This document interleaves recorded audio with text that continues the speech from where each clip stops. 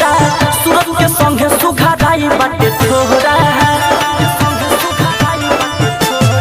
रूप के तोहरा न बाटे कोनो जोहरा सूरज के संगे सुघाराई बाटे तोहरा कुंभ के मेला में भीड़ हो रेला में जाने कैसे नजर में आईली हो अखिया कहाना ऐसन चेहरा कैसे के बहकैली हो देखी लागे जान के पार से गईली हो अखिया कहाना ऐसन चेहरा कैसे के बहकैली हो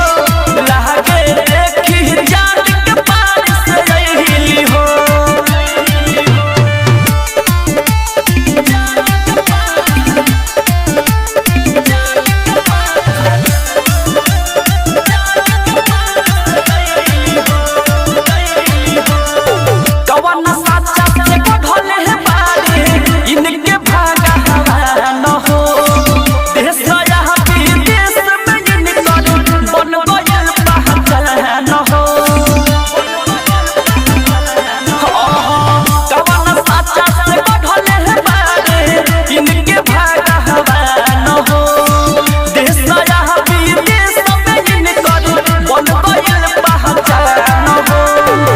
मोनालिसा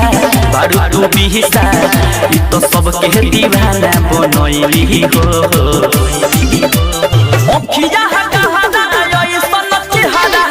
कैसे के बहकैली हो देखी लागे जान के पार से गईली हो अखिया कहाना ऐसन चेहरा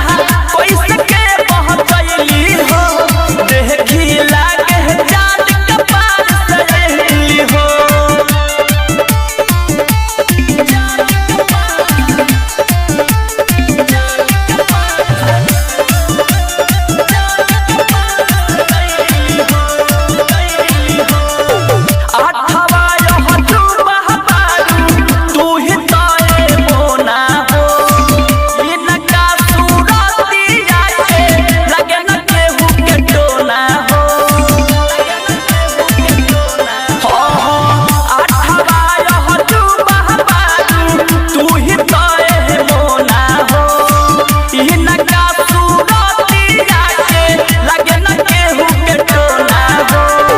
उमर बाबा हाली विजय बाबा हाली कहे सारा हीरोइन के हटैली हो अखिया कहाना ऐसन चेहरा कैसे के बहकैली हो देखी लागे जान के पार से गईली हो अखिया कहाना ऐसन चेहरा कैसे के बहकैली हो देखी लागे